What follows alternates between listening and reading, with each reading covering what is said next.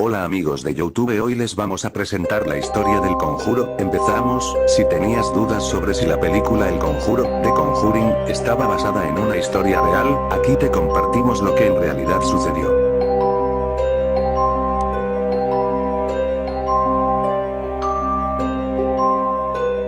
Nueva historia real de la película El Conjuro, The Conjuring. Si tenías dudas sobre si la película El Conjuro, The Conjuring, estaba basada en una historia real, aquí te compartimos lo que en realidad sucedió. Historia real de la película El Conjuro, The Conjuring. En estos días, la película El Conjuro, The Conjuring, está dando muchísimo de qué hablar, y es que ha batido récords en taquilla y ha demostrado que todavía se pueden realizar películas de terror que te impidan dormir por algunos días. El relato es inquietante, en particular está muy bien documentado y considerado como una de las apariciones más importantes de la historia, aunque todavía es muy ajeno para muchas personas. La historia, llevada a la pantalla por el mismo director de Saw, fue basada en hechos reales, y a continuación te compartimos la historia para que te provoque más escalofríos. Historia real.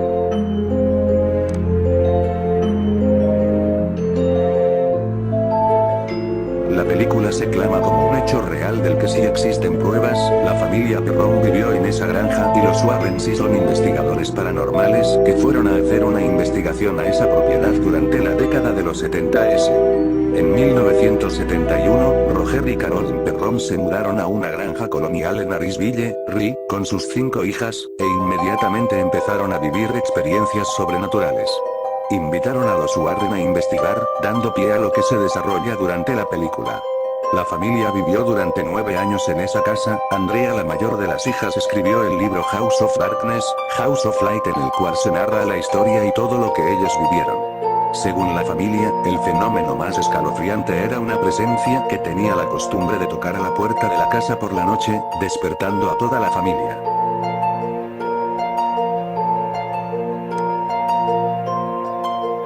Los espíritus se manifestaban de distintas formas, a veces parecían opacos, a veces sólidos, y otras veces eran transparentes o con textura de niebla. Cindy, la más pequeña de las hermanas, cuenta que un espíritu habló con ella lo describe como estar dentro de una burbuja.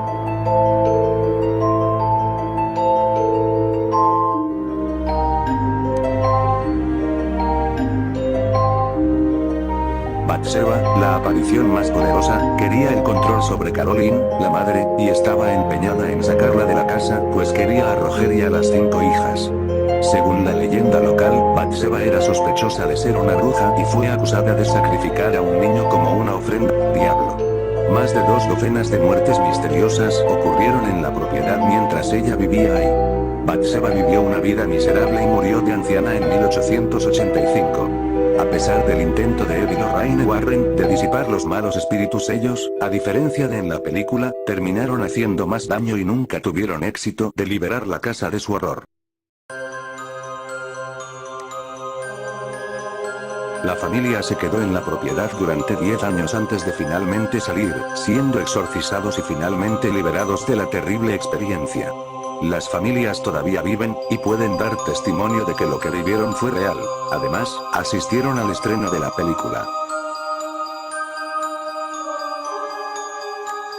Historia real de la muñeca Annabelle, de la película El Conjuro. La película El Conjuro está creando terror entre todos los que asisten a verla, y una de las incógnitas más grandes de esta historia real es cuál era la verdadera apariencia y la verdadera historia de la tétrica muñeca Annabelle. A continuación te contamos la historia real de esta diabólica muñeca que existe, y se encuentra en un museo. El juguete pertenecía a una tradicional línea de productos infantiles conocidos como Ravgedian, famosos entre las niñas de esa época.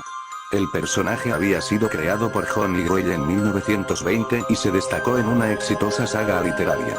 A partir de 1935 sobresalió como uno de los productos infantiles más vendidos en los Estados Unidos e incluso llegó a tener sus propios cortos animados a cargo de los legendarios estudios Fleischer, responsables de los primeros dibujos de Superman.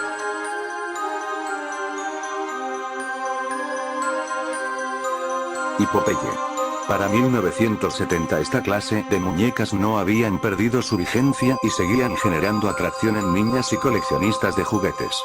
Donna era una estudiante de enfermería que vivía en una casa junto a Angie, una amiga que cursaba la misma carrera universitaria. Cuando cumplió 20 años, su madre le regaló una muñeca que tenía el tamaño real del cuerpo de un niño de 2 años. Sin embargo, el regalo que había recibido Donna resultó ser muy diferente. Donna solía decorar su cama con la muñeca y empezó a notar que cuando volvía de la universidad el juguete no se encontraba en la posición en la que lo había dejado. La situación se volvió preocupante cuando las jóvenes entraron un día a la casa y se encontraron con la pequeña Anna arrodillada frente a la puerta de entrada. Ahora la muñeca se trasladaba sola por los cuartos. Lo era el novio de Donna y desde que vio el juguete por primera vez, sintió un rechazo enorme hacia el regalo que le habían hecho a la joven.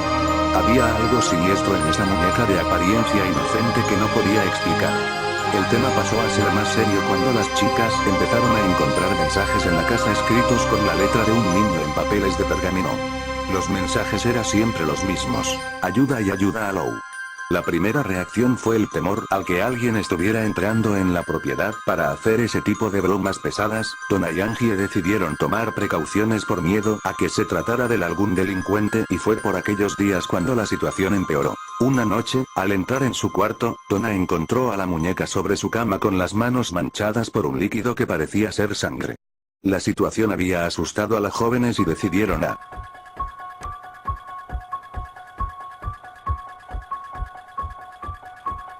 acudir a una medium que se encargó de revisar la muñeca. Así fue que se enteraron que en el juguete habitaba el espíritu de una niña de 7 años llamada Annabelle Higgins, quien había sido asesinada en la zona donde se encontraba la casa y que muchos años atrás había sido un campo donde ella solía jugar. Dice el espíritu de Annabelle le dijo a la medium que ella se sentía cómoda frente a la presencia de Donna y Angie y les pedía que la aceptaran para que pudiera ser amada y cuidada por ellas. Conmovidas por la historia, las estudiantes de enfermería entonces aceptaron al espíritu en sus vidas y comenzaron a llamarla Annabelle. Para Lou la decisión de su novia parecía una completa locura y le aconsejó reiteradas veces que se deshiciera de la muñeca. Al poco tiempo que se reveló la historia de Annabelle, el muchacho comenzó a tener pesadillas recurrentes con el juguete.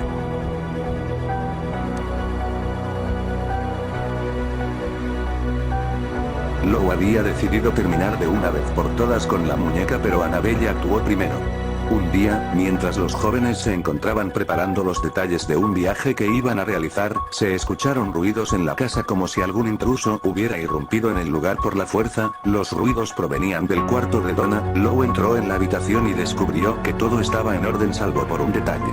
Annabelle no estaba en la cama, sino que se encontraba sentada en una esquina de la habitación. En el momento en que el muchacho se acercó a la muñeca sintió una extraña presencia sobre sus espaldas, como si alguien se encontrara detrás suyo.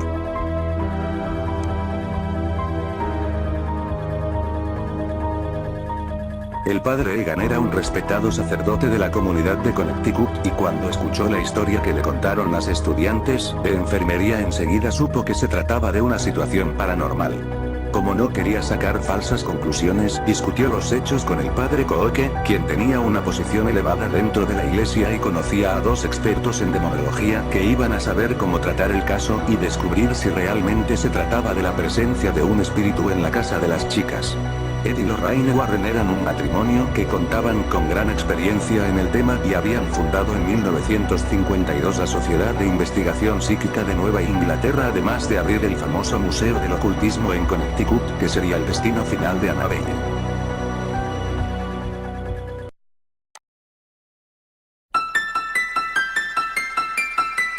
Los investigadores trabajaron durante varias semanas en el caso hasta que llegaron a la siguiente conclusión: Annabelle Higgins no estaba dentro de la muñeca, y las estudiantes de enfermería habían cometido serios errores que les podían haber costado la vida. Ed Warren determinó que la muñeca no estaba poseída sino embrujada, que es algo muy distinto. La muñeca era un objeto que el espíritu usaba para atraer la atención de las jóvenes. Su verdadero objetivo era poseer a Donna.